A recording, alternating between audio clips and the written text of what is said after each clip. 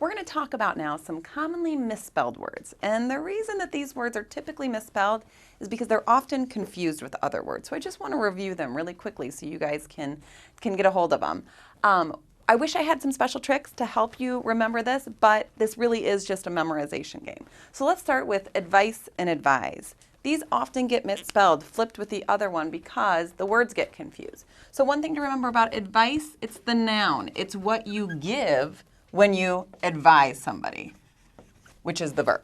So make sure you've got the right C or the S depending on your intention. These two words often get mixed up too, conscience and conscious. So it's really important to think about what you're trying to say. Conscience is like that little Jiminy Cricket inside of you, that little voice. So that's a noun, right? And conscious is a state of being. It's an adjective. When we're awake, when we're with it, we are conscious. All right. My favorite, principle and principle. Obviously, these are really easy to get mixed up. I know I learned a trick in elementary school to help me remember these. The principal of my school was going to be my pal because he was there to help me out, or she was there to help me out. So that's how I always remember it's a school administrator. And then principle, spelled P-L-E, is like a rule or maybe a statute, something that you live by.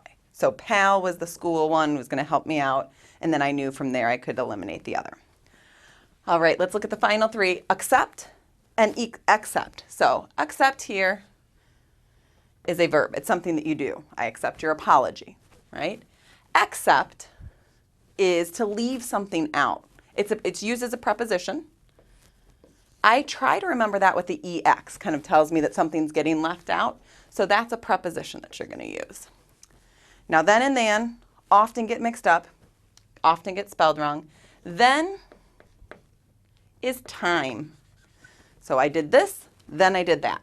Than is comparison. So that's, he is taller than me.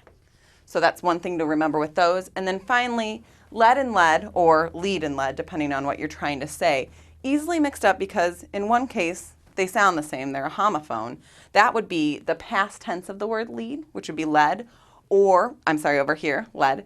And then you might get it confused with like pencil lead, or lead, which is a verb. So those are just some things to keep in mind. So hopefully you can avert those spelling errors in your writing.